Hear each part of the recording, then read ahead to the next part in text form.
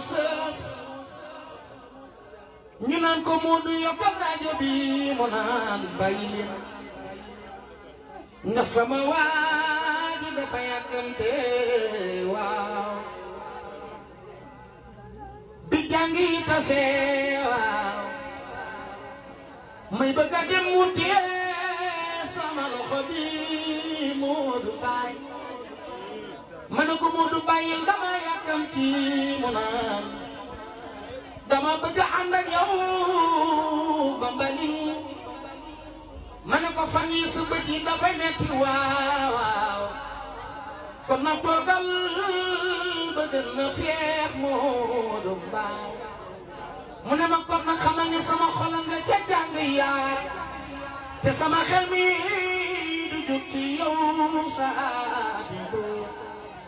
ndeke booba mu ngay tàkkoo waaw waxtu fajar jàpp 11 heures ñu woo ma waaw ne ma sawaaja dem na moo tax du ma mën a jooyoo ndax xam naa ni ci yàlla